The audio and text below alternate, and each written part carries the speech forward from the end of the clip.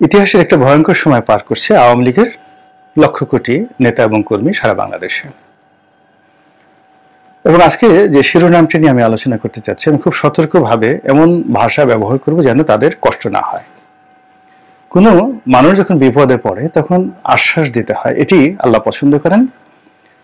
আবার কোনো মানুষ যখন বিপদে পড়ে তাকে কিছু পরামর্শ দিতে হয়। এর কারণ হলো, যখন মানুষ বিপদে পড়ে তার যে মন এবং মানসিকতা অনেকটা নরম থাকে, তখন অনেক বিষয়গুলো সে গ্রহণ করতে পারে যেটা অন্য সময় গ্রহণ করতে পারে না। আমি যখন জেলখানাতে ছিলাম, জেলখানাতে গেলাম, তো জেলখানাতে যাওয়ার আগে আমি একটা ভিন্নতর মানুষ, কিন্তু ঢোকার পরে আমার মধ্যে কতগুলো উপলব্ধি এলো, এবং সেই উপলব্ধিগুলো যেন আমি ভুলে না যাই। আমি জেলখানায় বসে বসে এটা লেখা লিখলাম, কারাদহন, গোলাম মোল্লা রনি বা এমপির কারাদহন। এটা আবার বাংলাদেশ প্রতিদিন পত্রিকায় নিয়মিত বের হয়েছে। তো সেখানে সেই অনুভূতিগুলো আমি যেভাবে বুঝতে পেরেছিলাম, আমার যে ত্রুটিগুলো, আমার যে ভুল এবং ভ্রান্তিগুলো আমি বুঝতে পেরেছিলাম, বিশ্বাস করেন জেলে না গেলে আমি কোনো দিন বুঝতে পারতাম না। এবং আমার এখন মনে হয় যে আমি যদি কারাগারে যে ৪৯টা দিন কাটিয়েছি, এটা আল্লাহ রাব্বুল আলামিনের পক্ষ থেকে আমার জন্য একটা বিরাট নেয়ামত। এবং যে বিষয়গুলো আমি আমার চরিত্র থেকে বাদ দিতে পেরেছি, চিন্তা থেকে বাদ দিতে পেরেছি, কর্ম থেকে বাদ দিতে পেরেছি, সেই বিষয়গুলো বাইরে যদি থাকতাম, আমাকে যদি প্রচন্ডভাবে অত্যাচার করা হতো, প্রেশার ক্রিয়েট করা হতো, লোভ দেখানো হতো, যা কিছু করা হতো না কেন, আমি ওখান থেকে বের হতে পারতাম না। কিন্তু ওই বিপদের দিনে আমি নিজে নিজে অনুভব করেছি এগুলো আমার ভুল। কাজেই আওয়ামী লীগের যে এখন সময়, এই সময়টি হলো ভুল ধরার, অনুভব করার এবং ভুল থেকে বের হয়ে আসার। এবং এই জন্যই আমি এই কথাগুলো বলছি। আওয়ামী লীগের যারা এই ভিডিও দেখছেন, তারা ৭৫-এর ১৫ই আগস্টের পর আওয়ামী লীগের দুর্ভোগ এবং দুর্দশা যারা দেখেছেন তারা তো জানেন, স্মরণ করাই দিচ্ছি। আর যারা জানেন না তাদেরকে আবার নতুন করে বলছি। ফার্স্টই হলো, আওয়ামী লীগের অনেক এলাকায় মারা গেলে লোকজন তাদের জানাজা পড়াতে চাইতো না, বলতো ও হিন্দু হয়ে গেছে, ওরা হিন্দু, ওরা ধর্মকর্ম মানে না, জানাজা পড়াতে চাইতো না। এই পরিমাণ ঘৃণা ছিল ৭৫-ই ১৫ই আগস্টের পর। এখন প্রশ্ন হলো যে এই ১৫ই আগস্ট থেকে এরপরে দুইবার টানা ২০ বছর ক্ষমতায় রইল। প্রথমবার ৫ বছর, তারপরে প্রায় এই এতদিন ১৫ বছর। তো এতদিন ক্ষমতায় থাকার পরেও কেন আওয়ামী লীগ বুঝতে পারলো না যে লোকজন কেন ৭৫-এর পর তাদের জানাজা অংশগ্রহণ করতে চায়নি, তাদেরকে হিন্দু বলে অভিহিত করে, এবং এদের সঙ্গে ইসলামের কোনো সম্পর্ক নেই। এক। ২ নম্বর হলো, বঙ্গবন্ধু ইসলামী ফাউন্ডেশন প্রতিষ্ঠা করেছেন, নামাজ কালাম পড়তেন, কিন্তু তাকে নিয়ে যে সকল কুৎসা বলা হচ্ছে এখন, রুচিতে বাঁধে, তার জন্ম, তার নাম, বিভিন্ন রকম, এবং এগুলোর সঙ্গে ন্যূনতম বাস্তবের 1% মিল নাই। গীবত করা কবিরা গুনাহ, এবং এই শব্দগুলো আমি উচ্চারণ করলাম না, যেগুলো মিডিয়াতে, মানে সামাজিক মাধ্যমে তরুণ প্রজন্মের যারা আওয়ামী বিরোধী, তারা বঙ্গবন্ধু সম্পর্কে যে সকল কুৎসা রটনা করছে, তার মাকে নিয়ে, তার নানাকে নিয়ে, তার বাবাকে নিয়ে, তাকে নিয়ে, যেগুলো বলাটা, শোনাটাও কবিরা গুনাহ, শোনাটাও কবিরা গুনাহ। এখন এই জিনিসগুলো কেন হচ্ছে আওয়ামী লীগের লোকদেরকে বুঝতে হবে, এই মুহূর্তে বুঝতে হবে যে এই বদনামগুলো কেন তাদের বিরুদ্ধে করা হচ্ছে, এবং এটা মাস পিপল। এখন এই মাস পিপল যারা করছে, তারা কিন্তু বিভিন্ন সময় দেখে বন্ধু বানানোর চেষ্টা করেছে। মানে যারাই তাদের এই সমালোচনাগুলো করছে তাদেরকে তারা বন্ধু বানানোর চেষ্টা করেছে। কেন? এই ভুল। এরপর শেখ হাসিনা হজে গেছেন, তো হজের মতো একটা জায়গাতে তিনি গিয়েছেন, এটা নিয়ে মানুষ ঠাট্টা করে মস্করা করে। তিনি হিজাব পরেছেন, সেটা নিয়ে মানুষ ঠাট্টা করে মস্করা করে। তিনি তসবি টিপেছেন, হাতে তসবি নিয়ে ছবি তুলেছেন, সেটা নিয়ে মানুষ বলে এটা ভণ্ডামি। কেন? হোয়াই? এটাও আওয়ামী লীগকে ভাবতে হবে। এরপর যেটি, সেটা হলো যে শেখ হাসিনা তাহাজ্জুদ নামাজ পড়েন, শামীম ওসমান তাহাজ্জুদ নামাজ পড়েন, তারপরে উজু করে থাকেন সবসময়, ভোর রাত্রে তিনি জায়নামাজ খুঁজেন গণভবনে। এই বিষয়গুলো শুনে মানুষ ইতিবাচক কথা যত না জনে না বলেছে, তার চেয়ে নেতিবাচক কথা কেন বলেছেন। এটা ব্যক্তি শেখ হাসিনার প্রতি যতটা না আক্রোশ, তারপর যাকে বলা হয় ব্যক্তি আওয়ামী লীগের কোনো নেতাকর্মীদের প্রতি যতটা না যাকে বলা হয় আক্রোশ, তার চেয়ে বেশি হলো তাদের যে আইডিওলজি, রাজনৈতিক যে আইডিওলজি, সেই আইডিওলজি থেকেই মূলত এই সমস্যাটার শুরু। যখন পাকিস্তান রাষ্ট্রটি হলো, পাকিস্তান রাষ্ট্রটা জন্মই হয়েছে ধর্মভিত্তিক যাকে বলা হয় নীতি এবং আদর্শের কারণে। মুসলমানরা একটা স্বতন্ত্র ভূমিতে থাকবে, সংখ্যাগরিষ্ঠ মুসলমানরা, এবং তারই ভিত্তিতে পাকিস্তানের জন্য লড়াই করব, লড়কে লেঙ্গে পাকিস্তান, এই স্লোগান দিয়ে কিন্তু বঙ্গবন্ধু তার রাজনীতি শুরু করেছিলেন, পাকিস্তানের বিভক্তি দিয়ে।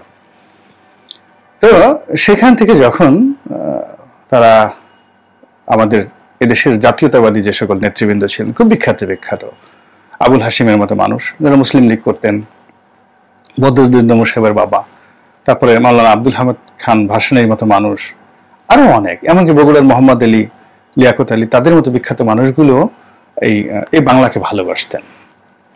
কিন্তু তাদের সেই ভালোবাসার মধ্যে একটা ইসলামাইজেশন ছিল। কিন্তু সেই ইসলামাইজেশন থাকা সত্ত্বেও যেহেতু পশ্চিম পাকিস্তানের যারা লোকজন, তারা এই পূর্ব পাকিস্তানের যারা লোকজন তাদেরকে চাকর বাকর মনে করত, এবং তাদের দৃষ্টিভঙ্গিটাই ছিল একটা ফিউডাল দৃষ্টিভঙ্গি, তারা জমিদার আর আমরা সবাই প্রজা। এর কারণে এখানকার যারা রাজনীতিবিদ, তারা মুসলিম লীগ থেকে আলাদা হয়ে, পাকিস্তান থেকে আলাদা হয়ে নিজেদের একটা স্বতন্ত্র বৈশিষ্ট্য তারা তৈরি করতে চাইল।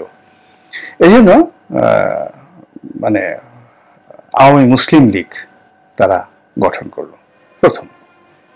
তো আওয়ামী মুসলিম লীগ যখন তারা গঠন করলো, তখন মোটামুটি একটা ভীষণ রকম জনপ্রিয়তা তারা পেল, আলোড়ন সৃষ্টি করলো। কিন্তু কিছুদিনের মধ্যে সেখান থেকে যখন তারা আওয়ামী মুসলিম শব্দটি বাদ দিয়ে আওয়ামী লীগ করলো, ঠিক ওই সময়টিতে সবাই বলে যে এই আওয়ামী লীগের সঙ্গে তখন থেকে ভারতের একটা সংযোগ শুরু হলো। অর্থাৎ যেদিন থেকে আওয়ামী মুসলিম লীগ থেকে মুসলিম শব্দটি বাদ পড়লো, সেই দিনই আওয়ামী লীগের সঙ্গে ভারতের যোগাযোগ হয়ে গেল, হিন্দুত্ববাদ যোগাযোগ হয়ে গেল, এবং একটা হিন্দু রাষ্ট্র হবে এরকম একটা গুজব চারিদিকে ছড়িয়ে পড়লো। এবং এটা এন্টি পাকিস্তান এস্টাবলিশমেন্টে এটার জাতীয়তাবাদী আন্দোলন রইল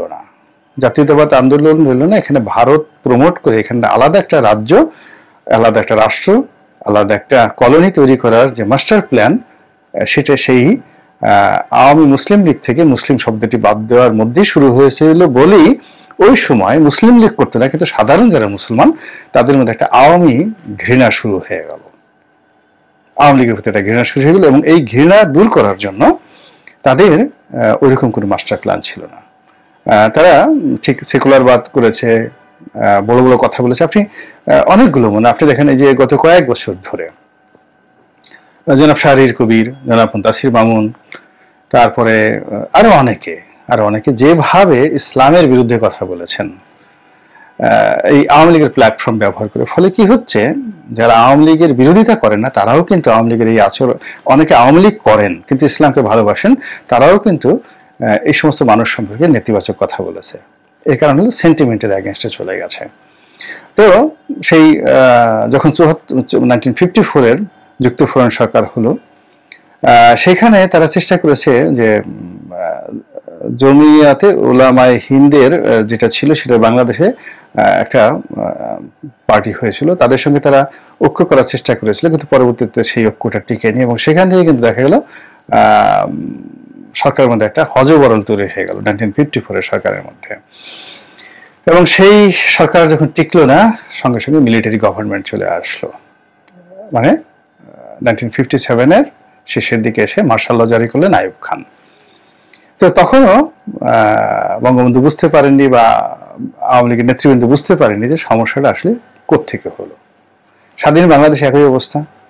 সেখানে তিনি ইসলামের জন্য ইসলামিক ফাউন্ডেশন করেছেন, এটা করেছেন, ব্যক্তি জীবনে তিনি ধর্মপরায়ণ ছিলেন, কিন্তু তার রাজনৈতিক যে আইডিওলজি, সেই আইডিওলজিতে তিনি সমাজতন্ত্রবাদ, ভারতবাদ, ধর্মনিরপেক্ষ, এই যে মতামতগুলো যত বেশি বঙ্গবন্ধুর পক্ষে লোকজন বেশি প্রচার করেছে, আর যখন দেখছে যে আওয়ামী লীগের লোকজন এই নামাজ পড়ে না, প্রস্রাব করে পানি নেয় না, এই জিনিসগুলো যখন লোকজন ব্যাপকভাবে প্রচার করেছে, ফলে আওয়ামী লীগের যারা ধর্মপ্রাণ লোকজন আছেন তারাও বিপদে পড়েছেন। আমি পার্লামেন্টে গিয়ে খুব দুঃখ পেলাম 2009 সালে যে যারা মসজিদে যায় বেশিরভাগ লোক নামাজ পড়ে তারা আওয়ামী লীগের লোকজন।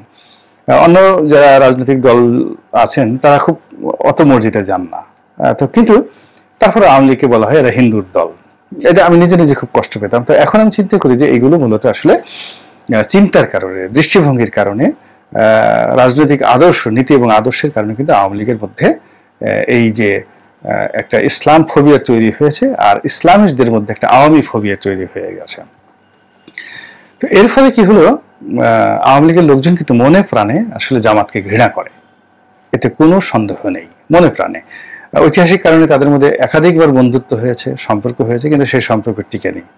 আবার আমি আশঙ্কা করছি যে আগামীতে যদি রাজনৈতিক সমঝোতা হয় সেখানে আওয়ামী লীগের সঙ্গে জামাতের সমঝোতা হবে, কিন্তু বন্ধুত্ব হবে না, যদি না আওয়ামী লীগ তাদের ভিতর থেকে এই যে মনোবৃত্তি, ধর্মনিরপেক্ষ মনোবৃত্তি, ইসলাম ফোবিয়া, এই জিনিসগুলো তারা দূর না করে। তাদের মধ্যে আর্মি ফোবিয়াও আছে। এবং বিশেষ করে এই শেখ হাসিনার জামানাতে যেভাবে একটার পর একটা জঙ্গি নাটক করা হয়েছে, যেভাবে মাদ্রাসার ছেলে মেয়েদের উপর তাণ্ডব চালানো হয়েছে, যেভাবে ইসলামপন্থীদের উপর তাণ্ডব চালানো হয়েছে, হেফাজতের উপর যেভাবে তাণ্ডব চালানো হয়েছে, পীর মাশায়েখদেরকে নিয়ে যেভাবে ঠাট্টা মশকরা করা হয়েছে, এটা সেই আমেরিকান ব্যাক্ট যে রেজা শাহ পাহলভীর সরকার ছিল আমেরিকাতে, মানে ইরানে, ঠিক তখন আলেম ওলামাদেরকে ওইভাবে যাকে বলে তুচ্ছ তাচ্ছিল্য করা হতো। এখন বাংলাদেশে আলিম ওলামা বলতেই বলা হয় যে এই তুই বাংলা ভাইয়ের বংশধর, বাংলা ভাইয়ের লোক, আওয়ামী লীগের লোকজন, এই তুই শায়েক আব্দুর রহমানের লোক। এরপরে আরো বিভিন্ন জঙ্গিদের নাম ঠাম নিয়ে ঠিয়ে জঙ্গি নাম, এখন কে জঙ্গি বা কে, আমি এটা নিয়ে কিন্তু অনেকগুলো লেখাও লিখেছি আওয়ামী লীগ এমপি থাকা অবস্থায়, যে জঙ্গি শব্দটি ইসলামে খুবই রেসপেক্টফুল, যেটাকে বলা হয় যোদ্ধা, বিপ্লবী। এবং এরা ক্রুসেড, মানে খ্রিস্টানদের বিরুদ্ধে এরাই প্রথম মধ্যপ্রাচ্যে ক্রুসেড তৈরি করেছিল। সিরিয়ার যে আলেপ্পো, সেই আলেপ্পোতে একটা ফ্যামিলি ছিল জঙ্গি ফ্যামিলি, ইমামউদ্দিন জঙ্গি, নুরুদ্দিন জঙ্গি, এবং এদের সেনাপতি ছিলেন সালাউদ্দিন আইয়ুবী। তো এটা অত্যন্ত রেসপেক্টফুল একটা ফ্যামিলি। এখনো পর্যন্ত আরবে, সিরিয়াতে তারা খুবই নাম ফ্যামিলি, জঙ্গি ফ্যামিলি। তো সেই জঙ্গিটি বাংলাদেশে এসে আওয়ামী লীগ সেটাকে একটা গালিতে পরিণত করে দিয়েছে। ফলে কি হচ্ছে, উল্টো এখন বুমেরাং হয়ে আওয়ামী লীগ এখন একটা গালিতে পরিণত হয়ে গেছে। তো এই অবস্থাতে যেটি হচ্ছে, আওয়ামী লীগ এখন বিপদের মধ্যে আছে, বিপত্তির মধ্যে আছে। এই বিপদ বিপত্তিতে তারা অনেকে পড়াশোনার সুযোগ পাবেন, যারা জেলে আছেন, যারা পালিয়ে আছেন তারা নিঃসঙ্গ সময় কাটাবেন, যারা দেশের বাইরে আছেন তারাও ভবিষ্যৎ নিয়ে চিন্তা ভাবনা করবেন। এই জায়গাগুলোতে যদি তারা ভাবেন যে দেশের শতকরা 90% মানুষের সঙ্গে তাদের যে রিলিজিয়াস যে ডিফারেন্স এটা রয়েছে, তারপরে তাদের চিন্তা চেতনার দূরত্ব রয়েছে, তাদের মনস্তাত্ত্বিক দূরত্ব রয়েছে। এই 90% মুসলিমের মধ্যে হয়তো এই যে আওয়ামী লীগ করে 35%, হয়তো 5% হিন্দু, মানে টোটাল আওয়ামী লীগের সাপোর্টারের মধ্যে, আর বাকি 30% মুসলিম। কিন্তু তারা মুসলিম হলেও এই যে যখন তারা কাউকে ওয়াজ করতে দেয়নি কিংবা কোথাও কোনো মাহফিলকে তারা বন্ধ করে দিয়েছে, এটা কিন্তু আওয়ামী লীগের লোকজনে কিন্তু মেনে নিতে পারেনি। তো অনেকগুলো ভুল, অনেকগুলো ভ্রান্তি, অনেকগুলো অপরাধ, অনেকগুলো গুনার ফলে আজকে আওয়ামী লীগের যে বিপদ এবং বিপত্তির মধ্যে পড়েছে, যদি আগামীতে তারা এই ভুলগুলো সংশোধন করতে না পারে, তাহলে যদি কখনো